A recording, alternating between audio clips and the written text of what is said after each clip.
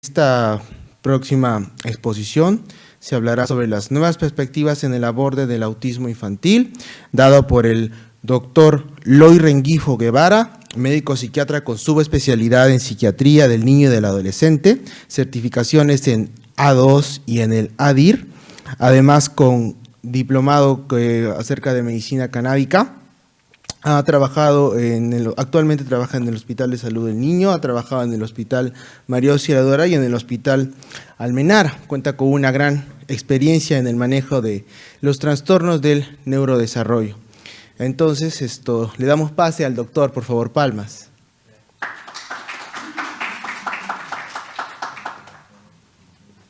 Muchas gracias, doctor Robert. Gracias a todos por la invitación. Bueno, vamos a hablar un poquito del autismo, ¿no? El autismo, si bien es cierto, ha tomado mayor importancia en la actualidad, sin embargo, ha estado presente a lo largo de nuestra historia. Hay que recordar, colegas, que el autismo forma parte de los trastornos que se evalúan y se diagnostican desde la psiquiatría. No olvidar eso, ese es el foco más importante que tienen que tener en cuenta. Muchas veces se está reconociendo el autismo como si fuera parte de otras especialidades y no es así. Es la base para también comprender otras patologías que se van a encontrar en nuestra especialidad. Bien, vamos a desarrollar el siguiente índice y para no perder el tiempo voy a comenzar con la exposición. El autismo ha estado presente a lo largo de la historia, sin embargo, se hizo conocida con dos personas muy importantes, ¿no? Kanner y Asperger, pero antes de ellos hubo una mujer, Grunya Zukareva, rusa, quien identificó por primera vez las características y los síntomas del autismo en una población que ella había estudiado. Eso fue en 1925, pero como sabrán, debido al aislamiento de que tuvo Rusia en ese momento, pues no llegó esa información al resto del mundo, pero hay que recordarla como la pionera o la primera persona en determinar estos criterios. Posteriormente, Lorna Wing recordó e investigó acerca de Grunya y trajo a la luz la sintomatología que conocemos actualmente y forma parte del autismo. Bloider, sin embargo, ya había descrito los síntomas del autismo, pero en otra patología, ¿no? Que sabemos que es la esquizofrenia. Entonces, ¿qué hizo Lorna Wing? Pues identificó algunas características importantes, ¿no? La alteración en la socialización, esta que tiene que ver no solamente con el aislamiento, ojo, ¿no? Sino con conductas inapropiadas, una interacción a veces intrusiva de la persona hacia el otro.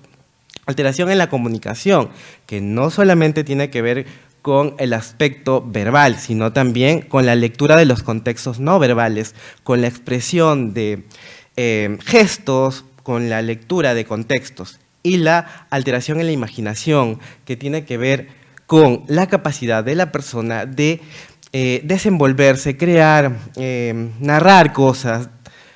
Esto ha impactado en los criterios actuales que utilizamos para el diagnóstico del autismo, trastorno del espectro autista, condiciones del espectro autista o espectro autista, porque existen diversas formas de llamarlo según las distintas disciplinas en las cuales estén involucradas. Hay que recordar que desde nuestra perspectiva como psiquiatras, la denominación es trastorno del espectro autista, que ha sido acuñada por el DSM-5, ¿no? Que forma parte de la Asociación Psiquiátrica Americana. Muy bien, pero nos preguntamos qué es el autismo, a qué se refiere con esa denominación. Pues hay que entender que es una condición neurobiológica que va a afectar el desarrollo de la persona. Esta condición se refiere al hecho de que acompaña a la persona a lo largo de su vida. Está presente, incluso está latente, y la sintomatología puede aparecer en cualquier etapa del desarrollo, muchas veces a temprana edad o tardíamente. Suele ocurrir que algunas veces la sintomatología no es tan marcada y tan notoria, por tanto, hay un retraso en el diagnóstico. Al ser neurobiológica o derivar del neurodesarrollo, no quiere decir que tenga que ver netamente con la neurología. Recordemos que la psiquiatría es la especialidad que se encarga de evaluar, estudiar el comportamiento de la persona, las emociones y su desenvolvimiento social. Por tanto, esta suerte de especialidad nos permite detectar bien los trastornos del neurodesarrollo. Las alteraciones que ya les mencioné tienen que ver esto, ¿no? Con la interacción social, la comunicación, con ciertas conductas y patrones restrictivos y repetitivos del comportamiento, intereses o actividades, que se va a ver reflejado en diversos ámbitos. Por ejemplo, tenemos una persona que tiene expectativas del mundo, que tiene expectativas de la sociedad, de sus notas, de su familia, y que si estas no se cumplen, le genera una especie de malestar emocional que puede desencadenar muchas veces en crisis emocionales. La rigidez cognitiva impacta en la persona de gran manera, distorsionando toda su realidad.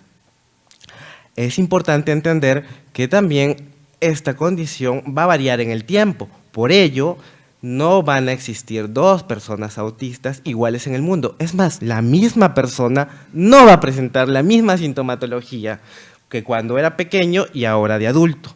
Muchas veces estos cambios hacen y generan diagnósticos erróneos que no toman en cuenta el neurodesarrollo, que no toman en cuenta la presencia del autismo en la persona, derivando a diagnósticos como depresión refractaria, esquizofrenia, TOC, trastorno bipolar incluso.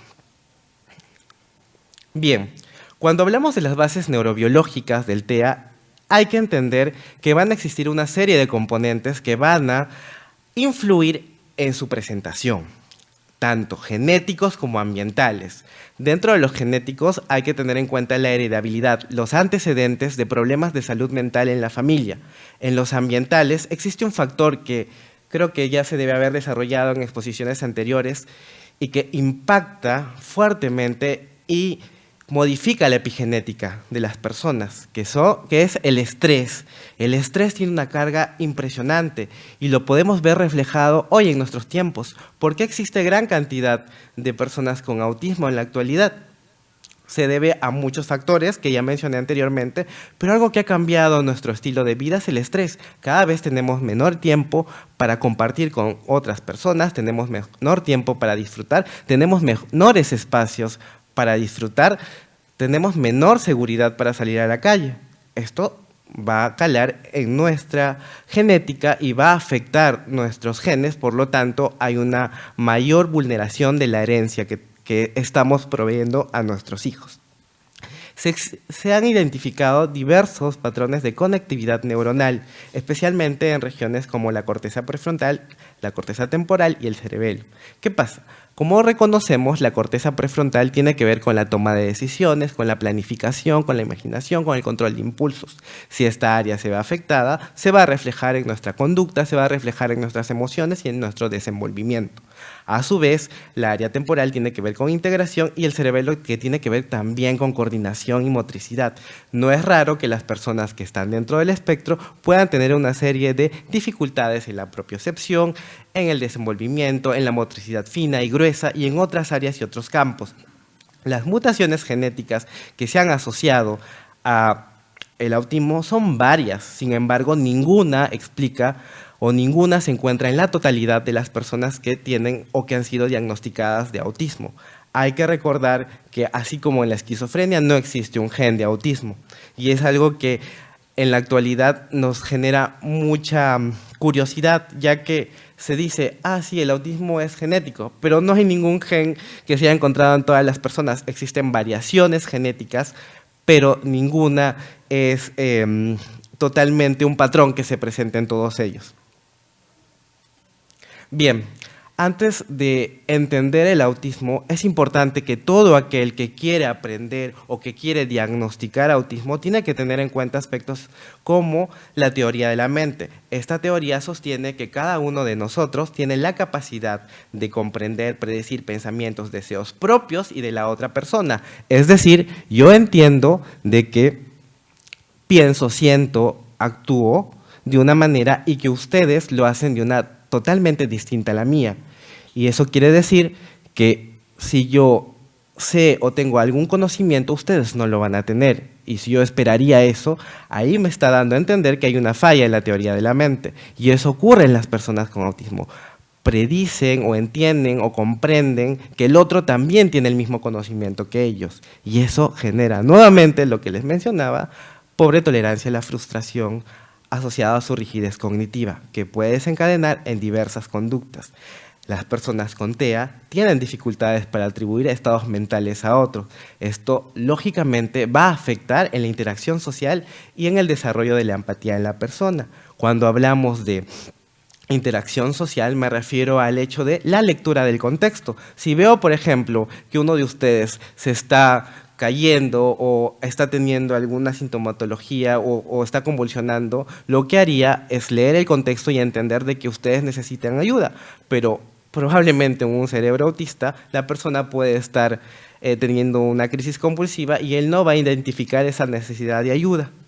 Eso es un caso muy grosero que les muestro, ¿no? Otro aspecto importante es la empatía. ¿Qué quiere decir la empatía? Creo que muchos conocemos ese concepto. Es la capacidad de entender que el otro siente, que el otro piensa, que el otro tiene alguna conducta. Yo me pongo en el lugar del otro. Pero ¿qué pasa? Que en las personas con autismo no necesariamente esta empatía está desarrollada. La empatía tiene dos aspectos importantes a tener en cuenta. Un aspecto cognitivo y un aspecto emocional. Son dos aspectos totalmente diferentes. Las personas con autismo no tienen empatía, eso es falso. Las personas con autismo sí tienen empatía, sobre todo tienen empatía emocional. Lo que les suele fallar debido a estas alteraciones de la teoría de la mente es la empatía cognitiva, es decir, no entienden el por qué esa persona está presentando este malestar emocional. Puede que hayan dicho, expresado o hecho algún gesto desagradable hacia el otro y esta persona se encuentra triste y él identifica que está triste, pero no identifica que fue a consecuencia de lo que dijo. A eso se refiere.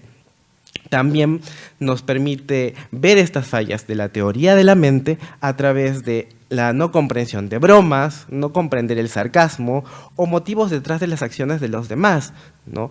Es importantísimo, es muy curioso que cuando le planteamos a una persona la interpretación, por ejemplo, de refranes, ¿no? Si yo les digo actualmente a ustedes qué significa a que madruga Dios le ayuda, muchos podrían decir, es que tengo que levantarme más temprano para poder hacer mejor las cosas. Y esa es una interpretación errónea, por ejemplo, de lo que es la teoría de la mente. No es así. A que madruga Dios le ayuda, si alguien se ofrece voluntario a decirme qué significa, estoy presto a escucharlo. Creo que nadie. Bueno, se refiere a que si hago las cosas con mayor anticipación, tengo una mayor predisposición a corregirlo si es que algo falla. A eso se refiere. Y así como este ejemplo, van a haber miles de ejemplos donde vamos a poder evaluar cuán desarrollada está esta teoría de la mente. Ojo, nuestra naturaleza humana hace que la teoría de la mente esté presente desde primeras etapas de vida. Sin embargo, a ciertas edades, así como los hitos del desarrollo, hay conductas o hay conceptos que ya la persona debería dominar.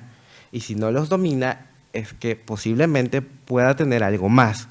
Y cuando digo estos hitos que deben estar presentes en cuanto a la teoría de la mente, van desde entender el deseo propio del deseo del otro, hasta comprender o leer el contexto, el sarcasmo, o leer las malas intenciones y la malicia del otro. Esto no quiere decir que las personas que estén dentro del espectro no vayan a aprender, lo pueden aprender y muchas veces lo logran aprender, pero a etapas más tardías. Por eso es que no es un criterio único para decir que la persona tiene autismo si tiene deficiencias en la teoría de la mente, o si no las tiene ya no tiene autismo. No es así, sino hay que evaluar la integridad de la persona. Bien, la red neuronal por defecto. Es importante también recordarla, porque esta tiene que ver con una serie de regiones que actúan cuando la mente está en reposo. Por eso es que existen diversos procesos que van a estar alterados en las personas, como la introspección, la autoconciencia y el pensamiento social. ¿Qué quiere decir esto? Que la persona que está dentro del espectro autista no necesariamente va a entender lo que le está pasando a sí mismo o lo puede percibir de diversas maneras, incluso el dolor, incluso el tema de las cosquillas. Para alguien las cosquillas puede ser algo agradable, pero para una persona que está dentro del espectro autista puede ser algo incluso doloroso. El tema sensorial es importante, pero también tiene que ver más con tomar conciencia de quién es, de qué es lo que está diciendo, de qué es lo que está haciendo y cómo esto impacta en el desenvolvimiento del otro. Por ejemplo, es muy frecuente en las personas con el espectro autista que musiten lo que quieren hacer o lo que van a realizar. Y alguien podría decir que está teniendo soliloquios, y no necesariamente es un soliloquio, simplemente es la expresión de aquella actividad que desea hacer. O a veces van a presentar risas inmotivadas, y ya, lo primero que nos podría venir a la mente es, está psicótico. No, porque está recordando algo que le pareció agradable. O repetir alguna frase X que escuchó y que le causó mucho interés. Y ahí estaríamos hablando de una ecolalia diferida y no necesariamente de una disgregación del pensamiento. Entonces, entendiendo estos aspectos, nos permite calificar mejor y evaluar mejor a nuestros pacientes. Bueno, y cuando les hablaba de la etiología, yo considero al trastorno del espectro autista más que una condición como un síndrome cuya etiología es múltiple y que coinciden en sintomatologías que son muy parecidas. No es raro ver que los pacientes con el diagnóstico vengan con comorbilidades, principalmente genéticas, ¿no? Pero también tiene que ver con los factores que les mencioné anteriormente. Estos factores van a presentarse en diversas etapas de vida y van a modificar, van a modular a esta persona y a su genética, y se va a expresar a través de los síntomas que ya les mencioné anteriormente. Es usual que cuando hacemos las evaluaciones de niños o de personas con TEA, derivemos a genética porque es una parte importante a identificar. Muchos de ellos vienen con trastornos del metabolismo, por eso es que cuando comen ciertos productos como por ejemplo gluten, van a tener mayor irritabilidad, mayores molestias, o cuando comen carnes, o cuando comen azúcares, o cuando comen algún otro producto que puede ser dañino para ellos y su metabolismo. Es importante ver a la persona con autismo de forma integral. Si bien es cierto, es parte de la psiquiatría lo tiene que dirigir, pero tomando en cuenta todas las otras especialidades que va desde pediatría, si se trata de un niño, medicina interna, si se trata de un adulto, neurología también es importante porque existen comorbilidades neurológicas que están asociadas al TEA. Medicina física y rehabilitación es una de las especialidades que debe estar dentro del staff para manejar el TEA. ¿Por qué? Porque son ellos los encargados de realizar un plan de rehabilitación. El plan de rehabilitación va a acompañar a la persona a lo largo de su vida, dependiendo de las necesidades de apoyo que tenga. Muy bien. ¿Y por qué es tan importante el diagnóstico precoz en los niños con TEA? ¿Por qué? ¿A qué se debe? Se debe a muchos aspectos. Sabemos que la neuroplasticidad de las personas está presente a lo largo de su vida. Sin embargo, existen etapas críticas donde esta modificación, esta neuroplasticidad tiene su mejor momento, y es justamente entre los 3 y 5 años. Es ahí donde debemos de intervenir, donde las intervenciones tienen que ser dirigidas a mejorar y a aprovechar este periodo que nos da para modificar este cerebro. Por eso es que diagnósticos tardíos tienen un pronóstico reservado. Y ustedes se preguntarán, ¿y a qué edad, doctor, yo puedo dar un diagnóstico de autismo ya certero? Si la sintomatología es clara en la persona, ya desde los 18 meses se puede dar un diagnóstico certero. No, es que tengo que esperar a los 5 años. No, es que el lenguaje puede tardar hasta los 5 años. No se trata de eso. Se trata que le estás quitando a una persona la oportunidad de poder modificar todas aquellas vías, estructuras cerebrales que tiene y poder tener un mejor pronóstico para una mayor funcionalidad. Muchas personas van a decir, no, pero es que el cerebro autista no se tiene que adaptar al cerebro neurotípico.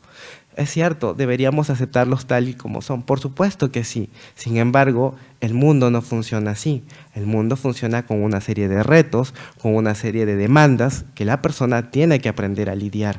Y esto nos permite la intervención temprana. La etiología se sostiene también que podría pasar en el autismo, que existe una alteración en la conexión de la sinapsis, que tiene que ver no solamente con el espacio intersináptico, sino con mutaciones en algunos receptores genéticos, en algunos receptores de neurotransmisores. Por eso es que muchas veces tengo mi niño con irritabilidad, le doy risperidona y se puso más irritable, pero la literatura y la evidencia dice que el manejo de irritabilidad es con risperidona, pero no, obviamente no va a funcionar porque este cerebro no tiene que ver con los receptores dopaminérgicos. Quizás hay otros receptores involucrados en la sintomatología. Recordemos que los circuitos y los neurotransmisores que tienen que ver con el funcionamiento normal del cerebro no solamente dependen de una monoamina, sino de todo un sistema de conexión, que si falla en alguno de ellos puede tener repercusiones mínimas o muy notorias. Muy bien, entonces antes todo esto era considerado en distintas etiologías, sin embargo en la actualidad que se determinó que todos forman parte del espectro. Muchas veces cuando se iniciaba la evaluación de un niño comenzábamos con un trastorno generalizado del desarrollo, tenía problemas de caminar, tenía problemas de la marcha, del habla, ¿no? Posteriormente se iban instalando quizás síntomas de autismo y luego el autismo se volvía típico y posteriormente terminaba un Asperger. Entonces, cuando se evalúan a la persona a lo largo de la vida, que es la función que tenemos nosotros como psiquiatras, porque no solamente vemos a la niñez, también vemos a la adultez, cosa que no tienen otras especialidades y la nuestra sí, nos dimos cuenta justamente de que eso era un espectro. Ahora, no es que tú no eres autista porque tú sí toleras los sonidos, nada que ver. Al ser un espectro, la intensidad, o mejor dicho, la afectación de las diversas áreas va a depender de la persona. Somos cada uno un mundo diferente, una mente diferente, y hay que entenderlo como tal. Sí, doctor, pero usted no parece autista. Ah, pero tú no me viste cuando tenía 5 años. Caminaba en puntitas, aleteaba, apilaba, tenía una fijación por los planetas y por los países, me sabía todas las banderas del mundo, me gustaba coleccionar dinosaurios, pero usted es muy espontáneo, es muy social. ¿Y cómo sabes que estos no son síntomas de masking? Si han escuchado hablar de masking o de enmascaramiento, tiene que ver con la capacidad de la persona autista de tomar características, personalidades, expresiones de otro y hacerla suya y aparentar cierta neurotipicidad. Entonces hay que tener en cuenta este aspecto. Muy bien, entonces el autismo se va a presentar con diversos déficits y asociaciones. Puede ser una persona autista con un alto rendimiento académico, con una interacción social bastante aislada, con una comunicación verbal adecuada, con conductas repetitivas quizás severas, ¿no? O con temas sensoriales muy marcados, o al contrario, ¿no? Puedo escuchar música en alto volumen o necesito de, no sé, ciertas experiencias sensoriales para sentirme bien. Muy bien, entonces, más que hablar de los síntomas, quería transmitirles esto, ¿no? La característica del autismo, por ejemplo, nosotros en el Hospital del Niño, de nuestras atenciones, más o menos el 46.3% vienen a ser personas con el diagnóstico de autismo. En mi consulta, por ejemplo, nosotros vemos 10 pacientes por día. De cada 10 pacientes, 9 tienen el diagnóstico de TEA. Eso ya nos habla de la gran cantidad de pacientes que vemos.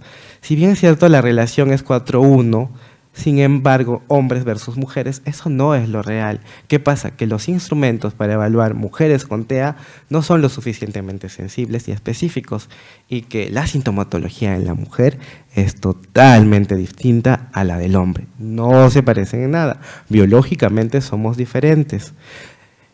Las mujeres tienen mejores habilidades emocionales, mejores habilidades sociales, incluso podría decir que mejores habilidades cognitivas. Entonces, esto les permite un mejor masking. Y eso hay que tenerlo en cuenta. Muchas veces estas mujeres, y van a ver actualmente, que muchas mamás de niños TEA son o habían sido diagnosticadas de border, trastorno límite de la personalidad, pero cuando se les hace la evaluación para el diagnóstico de autismo, pues no son border, son autistas, que claro, asociado tienen un problema de desregulación emocional. Y bueno, y recordarles esto, el diagnóstico es clínico, ¿sí? Es clínico y tiene que ver con nosotros, con la psiquiatría, porque nosotros no solamente evaluamos si la persona nos mira o no, no nos quedemos con esa idea, evaluamos cómo nos mira, evaluamos cómo nos habla, evaluamos cómo actúa, tratamos de entender el porqué de las conductas, vemos más allá de otras especialidades. El tiempo. Hoy día lo vi, entonces ya no me miró a los ojos, me habló y fue muy espontáneo, entonces ya no es autista. No, tengo que evaluar a la persona lo suficiente como para tener evidencia de que no está dentro del espectro. Y las herramientas de apoyo. Es importante capacitarse en herramientas de apoyo sobre el autismo. ADOS, ADIR, CRIDI y otras escalas. ¿Para qué? Para aplicarlas, no necesariamente para aplicarlas, pero sino también para conocer. Tengo que saber muy bien qué es una evaluación neuropsicológica, qué consiste, porque si solamente derivo al psicólogo para que me haga la evaluación neuropsicológica y no sé ni siquiera qué prueba está empleando, ni en qué tipo de usuario se utiliza, ni cuáles son los criterios, pues voy a hacer una mala lectura como lo hiciera con un examen de sangre, un examen de orina, urea, creatinina. Entonces hay que entrenarnos en eso, ¿sí? Y bueno, la idea es eso, quiero transmitirles esto, que las mujeres con TEA no son iguales a los hombres y ustedes como residentes de psiquiatría tienen que entrenarse en autismo, es una realidad, el autismo está presente, no es solo de los psiquiatras de niños, no es de los neuropediatras, es de nosotros, los psiquiatras en general. No puedes hacer un buen diagnóstico en un adulto si no conoces el desarrollo adecuado del niño y no conoces de problemas del neurodesarrollo. Eso es todo, muchas gracias.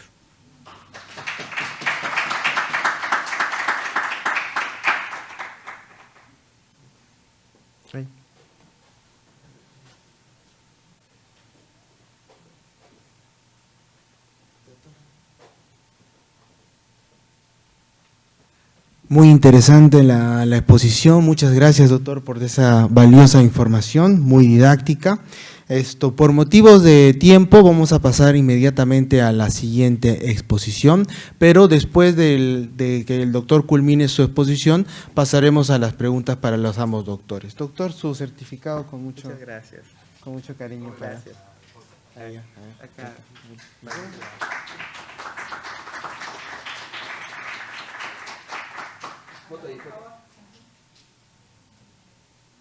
Gracias. Ya, siguiente. Bueno, vamos a… Ya, ahorita lo voy a presentar. Ya, claro, vaya colocándolo mientras yo te lo presento. Ya, ¿puedo sacar este? Sí. Lo que sí quería saber si lo podía poner en vista del modelador. ¿Sí, no? ¿Se puede? Sí. ¿Sí? Sí, pero quiero ponerlo en vista del modelador. Oh, Dios, no está. No. Oh, Dios. No, no sé por qué no.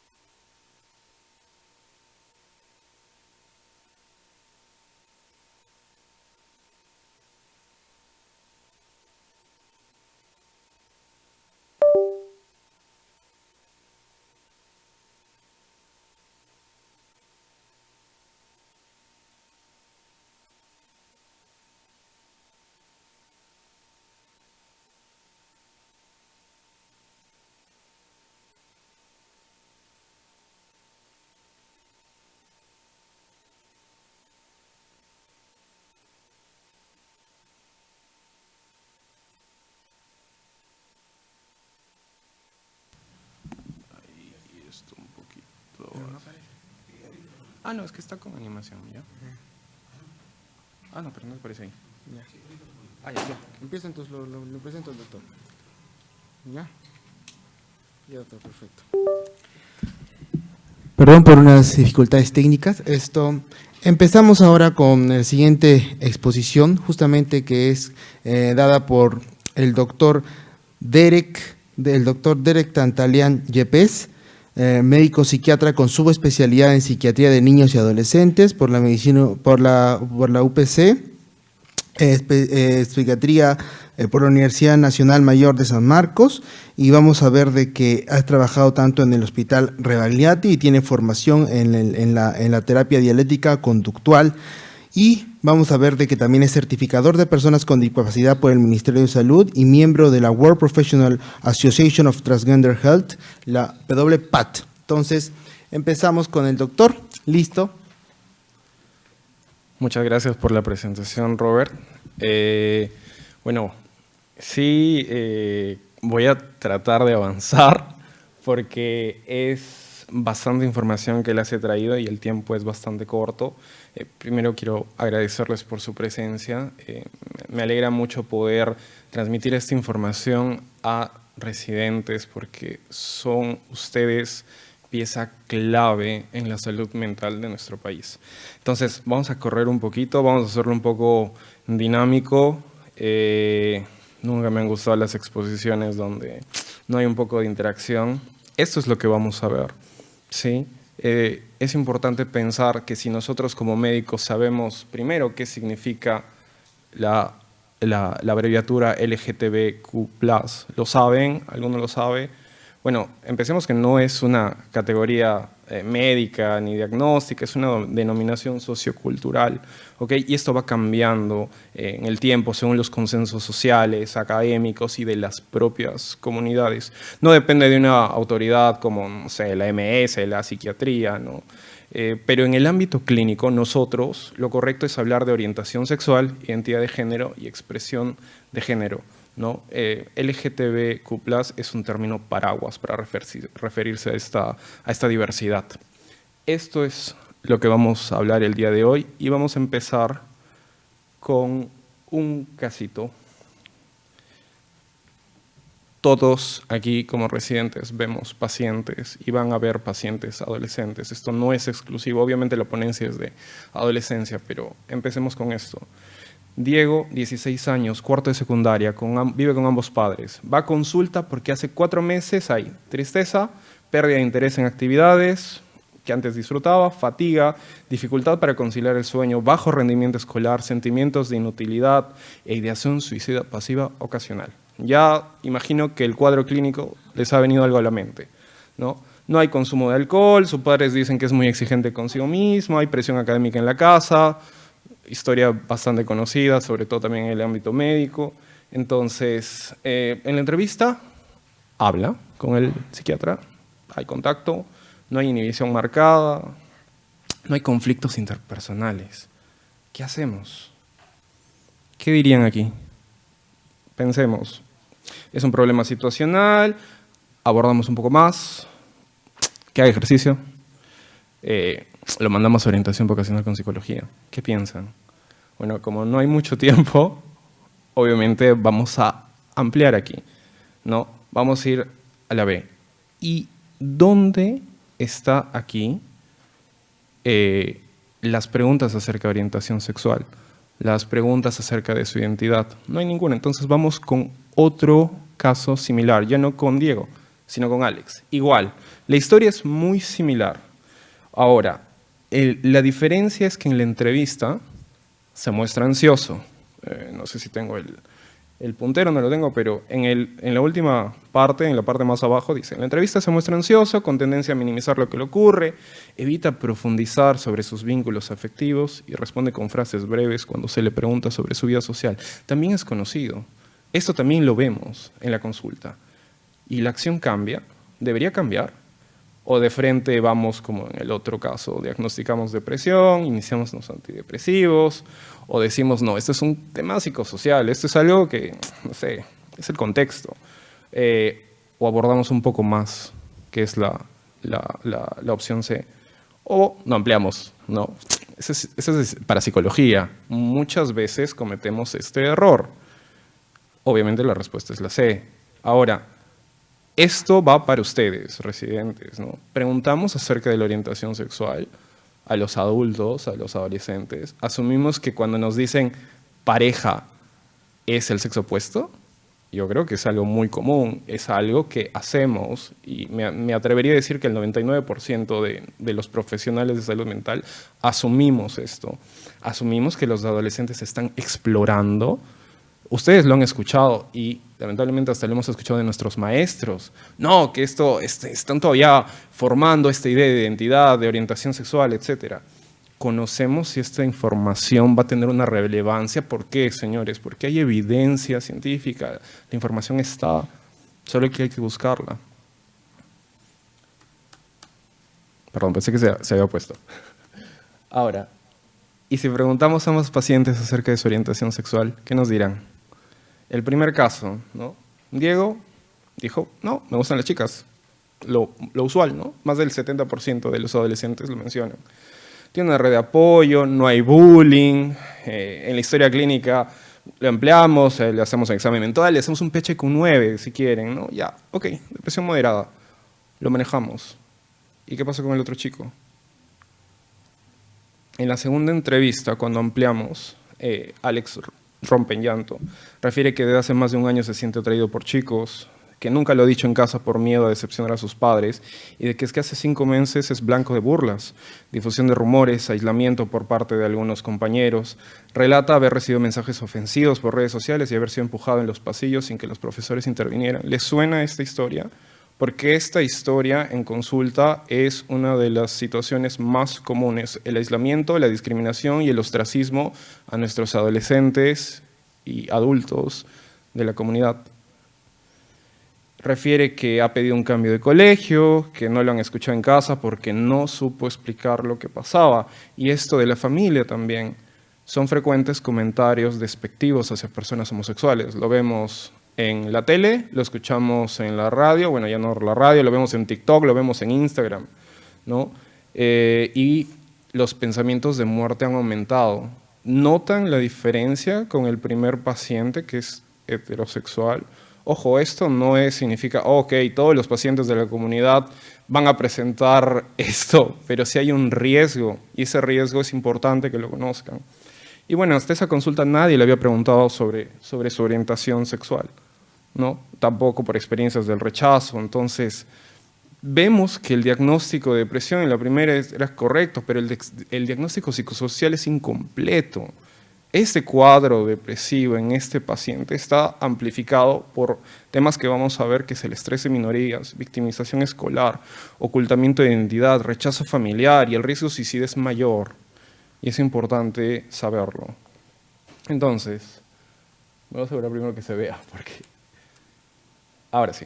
Entonces, ¿por qué es importante saber esto? Es relevante diferenciar la atención en salud mental de adolescentes porque los factores de riesgo comunes de cualquier adolescente son diferentes. Se enfrentan a estresores adicionales, estigma, discriminación, violencia, los que ya les acabo de decir.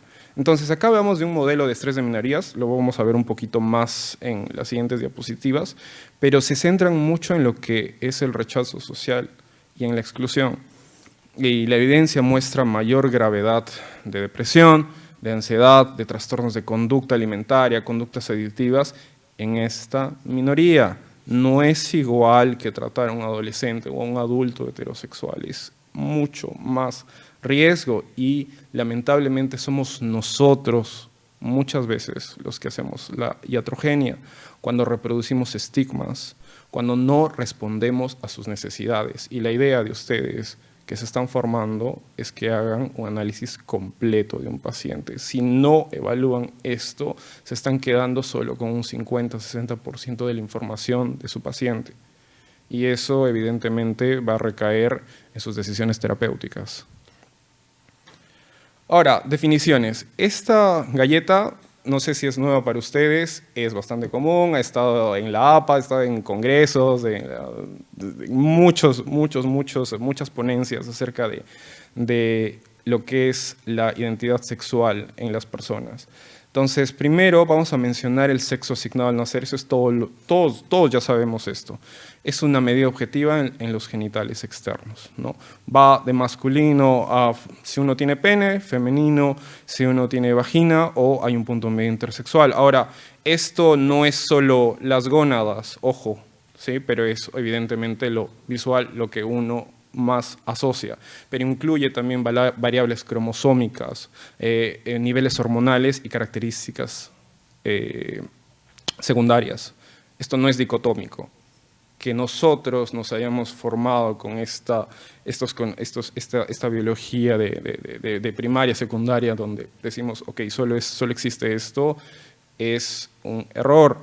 La evidencia está PubMed, ¿no? O sea, revistas indexadas, busquen, revisen.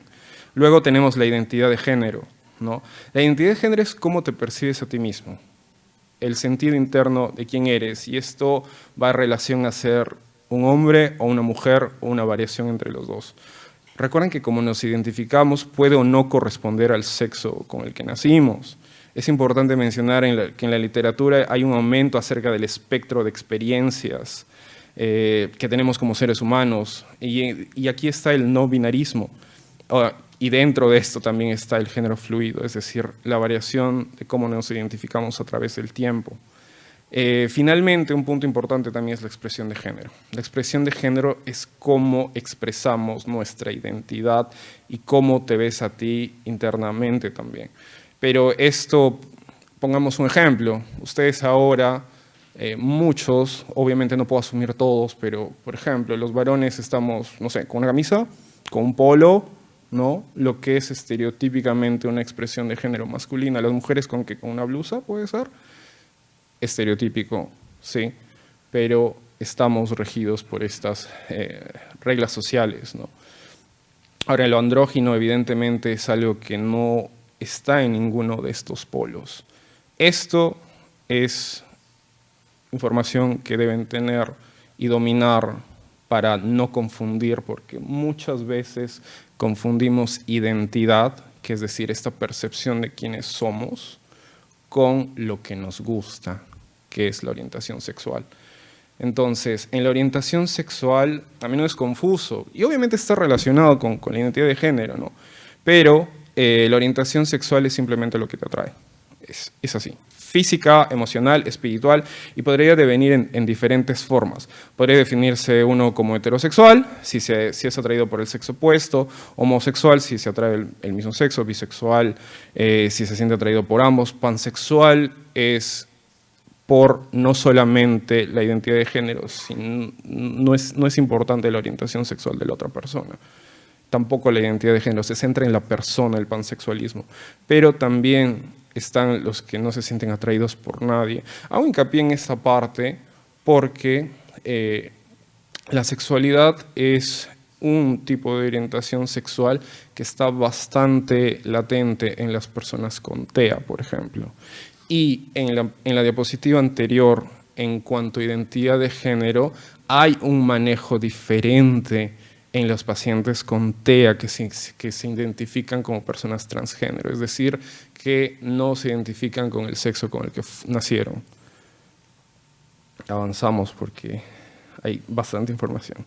Entonces, vamos a la epidemiología, ¿no? Sabemos cuántas personas transgénero hay en el mundo. Eso es muy complicado de ver. ¿Por qué?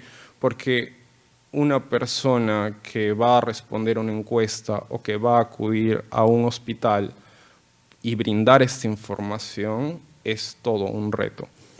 Estamos en una sociedad, estamos en Perú, empecemos por ahí, y en países desarrollados inclusive aún hay mucho estigma, aún hay mucha discriminación.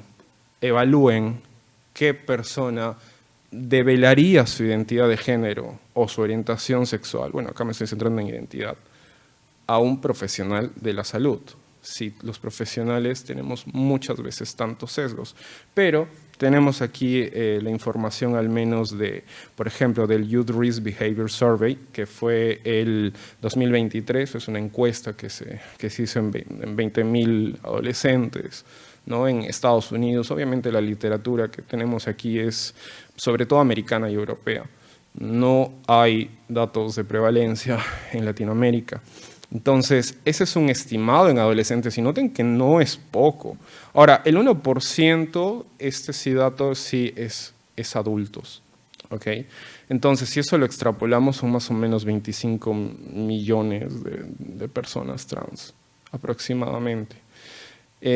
Ahora, ¿cuándo perciben una persona la identidad? Porque ese es un tema de debate, es un tema muchas veces tabú, que muchos papás que llegan a consulta me dicen, pero doctor, o sea, es imposible que mi niño de 10, 9 años, o sea, se identifique como el sexo opuesto, o es imposible, inconcebible para mí que mi adolescente, que mi puber, pueda gustarle un chico siendo él un chico. ¿Desde cuándo notamos esto? ¿Qué dice la literatura? Lo cierto es que la identidad de género empieza en la niñez temprana, se va consolidando en la adolescencia. Ahora, no hay una edad donde decimos, ok, a esta edad sí o sí podemos decir que esta persona sí sabe qué es y qué siente. No, la literatura que dice, en aproximadamente la adolescencia temprana, 14, 15 años, ya hay una consolidación, pero esto es dinámico y empieza a los 3 años. Piensen ustedes, ¿desde cuándo ustedes han notado que se sienten bien siendo un chico o se sienten bien siendo una chica? ¿O desde cuándo ustedes han notado que les gustan los chicos o les gustan las chicas? Esto no es ahorita, que son adultos. Esto lo tienen desde la niñez. Ahora, en cuanto a orientación sexual, bueno, hay una publicación del JAMA, ¿no? que fue comparó años entre 2019 y 2021 y notaron que en 2 años de diferencia, que esto fue más o menos pandemia, la prevalencia de adolescentes heterosexuales disminuye, ¿no? Del 84.5 a 74.7, como ven en el cuadrito. Mientras que orientaciones sexuales diferentes, como bisexualidad, etcétera, aumenta del 8.6 al 12%. En conjunto, estos cambios implican que aproximadamente el 23 y 25% de los adolescentes ya no se identifican exclusivamente como heterosexuales. Y esto se replica en literaturas también en adultos, que sabemos que más o menos el 30% de la población en países importantes, prevalentes, que hacen estos estudios, tienen una orientación sexual diferente a la heterosexual. Eso no es poco. Vamos al siguiente también. Ahora, vamos a evaluar la perspectiva biopsicosocial, ¿no? En la adolescencia, ¿no? Cuando nos adentramos en estos procesos psicológicos de la identidad, agrupamos aquí la identidad de género y la orientación sexual como parte del desarrollo del yo. Y esto ustedes lo revisan también en la parte de psicopatología, ¿no? Durante la adolescencia, la identidad no aparece de manera espontánea ni fija, sino que se construye progresivamente a través del tiempo, como un proceso dinámico de exploración y de compromiso. El adolescente empieza preguntándose quién es, qué siente, qué desea, qué tipo de vínculos quiere establecer y qué lugar quiere ocupar en el mundo. En este proceso, la identidad sexual y afectiva se integra como una dimensión, como les digo, del desarrollo del yo. Esta construcción no ocurre en aislamiento, no es solo el adolescente, es la familia, es los grupos de pares, la escuela, las primeras relaciones románticas. Entonces, la validación, el apoyo emocional, la posibilidad de expresar dudas sin un castigo y la coherencia entre lo que el adolescente siente y lo que su entorno le permite expresar, favorecen la consolidación de esta identidad más estable y segura. Pero si hay rechazo, si hay burla, si hay desconfirmación emocional, control excesivo, eso va a interferir en el proceso, ¿no? Y va a generar más confusión identitaria. Además, la identidad no solo se construye con ideas, sino con las experiencias emocionales cotidianas, emociones positivas que fortalecen esta coherencia del yo. Entonces, hablar del desarrollo de identidad no implica que ésta sea inducible o manipulable. Por favor, esto entiéndase bien, ¿eh? No, yo no les estoy diciendo aquí, ya. Es decir, si mi mamá me crió como un heterosexual, si los pares me guiaron así, me influyeron, yo soy heterosexual o soy homosexual. No, no es que sea inducible o manipulable, sino que reconocer la identidad emerge a lo largo del tiempo, sobre bases biológicas, psicológicas reales.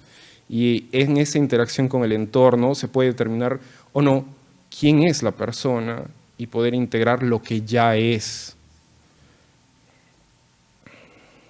Si pueden, me avisan cómo vamos con el tiempo también, por favor. ¡Ay, Dios! Ya, ok. Ahora, esta es la parte psicosocial, ¿no? Que nosotros como psiquiatras vemos más, pero también está la parte biológica, ¿no?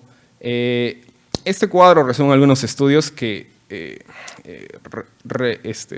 recogen los factores biológicos que influyen en la identidad de género, especialmente la exposición a hormonas sexuales durante el desarrollo fetal, la exposición a andrógenos, esto está también en la literatura, ¿no? Y ojo, estos mecanismos biológicos no explican por sí solos la condición de las personas trans en general, cuando hablamos de identidad.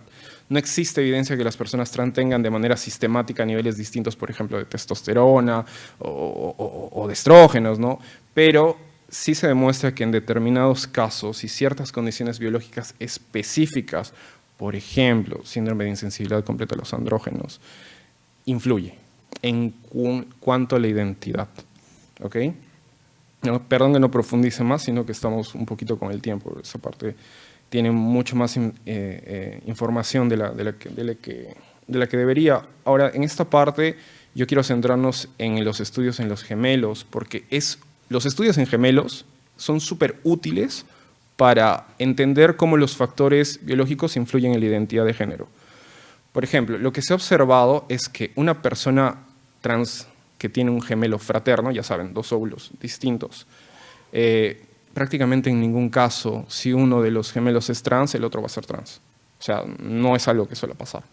Esto sugiere que no basta con compartir el mismo ambiente familiar, el mismo contexto, pero cuando la persona trans tiene un gemelo idéntico, es decir, ya saben, parte del mismo óvulo fecundado que se divide y comparten el 100% de material genético, la situación cambia.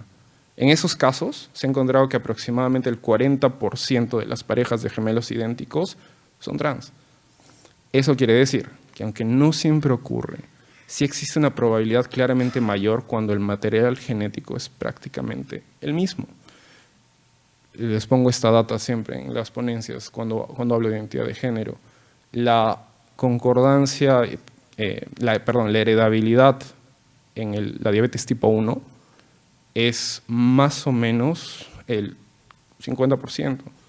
Estamos hablando aquí que en el caso de las personas trans es muy similar. Entonces, es algo a tomar en cuenta también. Tenía otro casito, y vamos a ver si corremos un poco, ¿no? Paciente de 16 años, asignado mujer al nacer. Va por síntomas depresivos, insomnio, aislamiento. Se identifica como hombre desde los 12 años, pero no tiene apoyo familiar. Además, tiene dificultades económicas en casa. Refiere haber sido discriminado en el colegio tras declararse trans. Durante la entrevista menciona ideación suicida pasiva, sentimientos de inutilidad, disconformidad intensa con el cuerpo. No presenta síntomas psicóticos ni consumo de sustancias. ¿Qué hacemos? Ideación suicida es igual en adultos que en los adolescentes. La falta de acceso a la tradición no afecta la salud mental. La incongruencia de género no justifica una intervención clínica si no hay disforia. El bullying y la imposibilidad de transición aumentan el riesgo de los trastornos. ¿Ustedes qué piensan?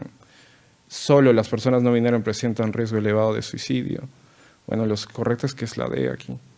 ¿Sí?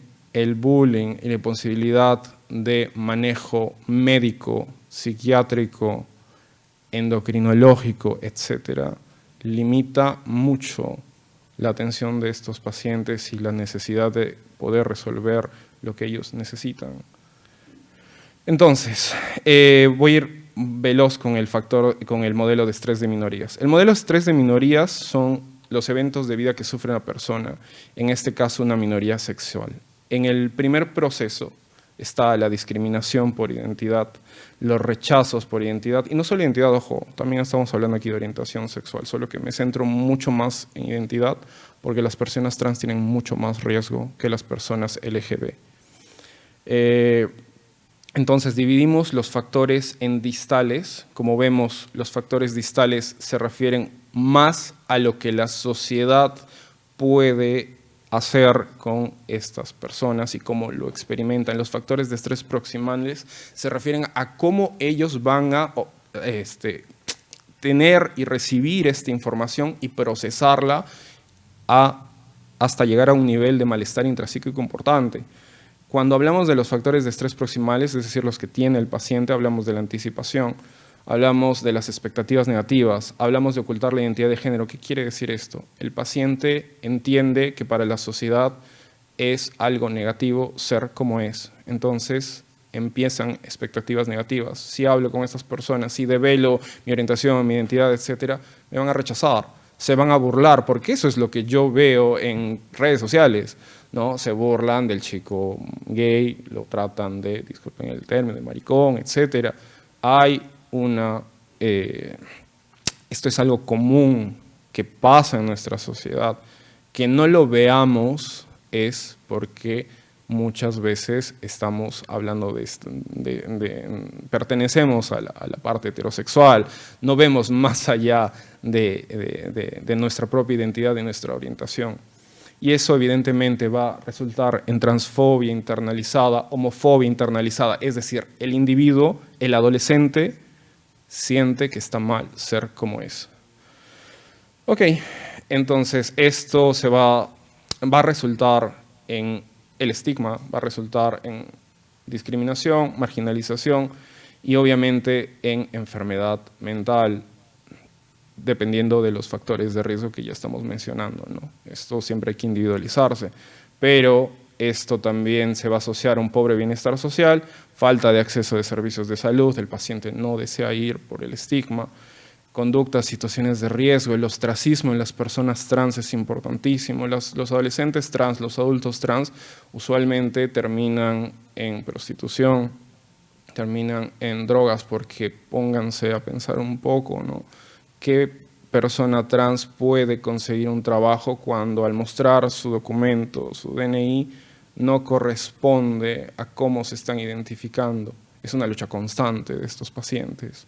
Entonces ese ostracismo los lleva a la pobreza, a situaciones de riesgo también, como VIH, SIDA, enfermedades infecciosas principalmente.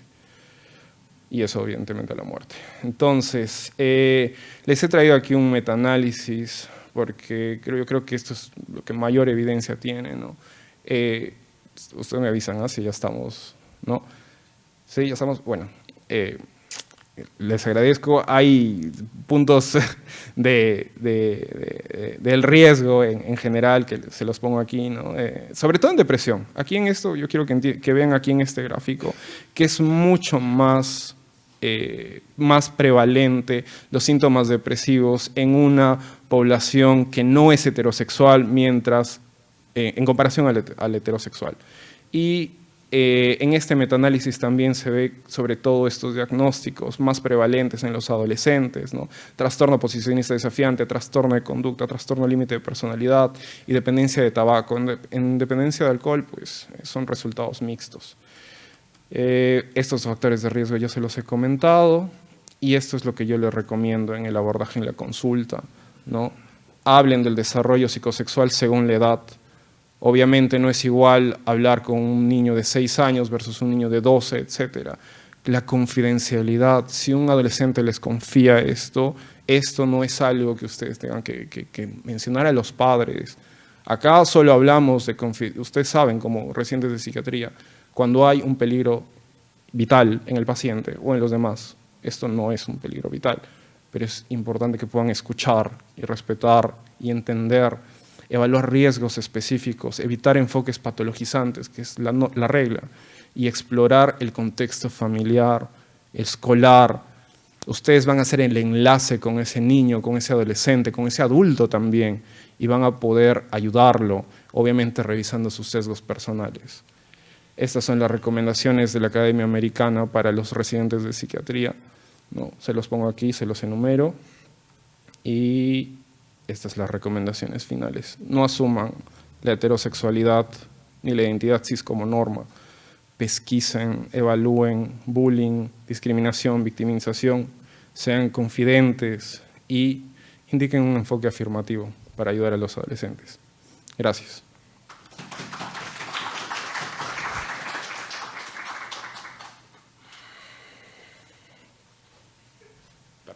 Listo, ¿no? Muchas gracias, doctor, por esa magnífica exposición, muy ilustrativa y sobre todo nos pone mucho en lo que es el contexto social para que contemos siempre con esas particularidades, ¿no? De lo que no todos los pacientes justamente son cisgénero.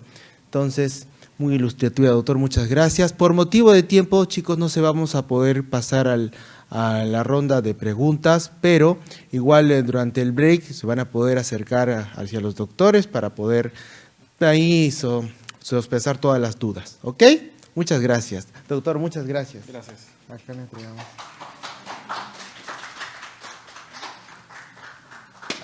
Dios. Gracias.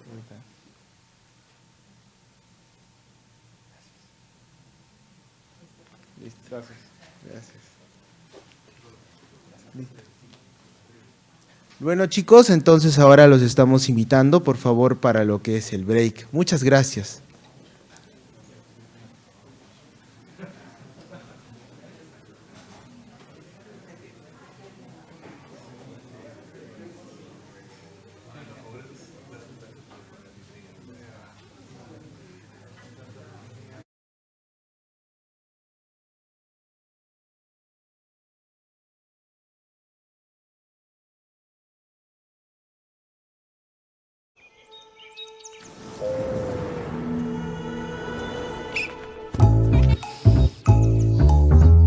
Cada minuto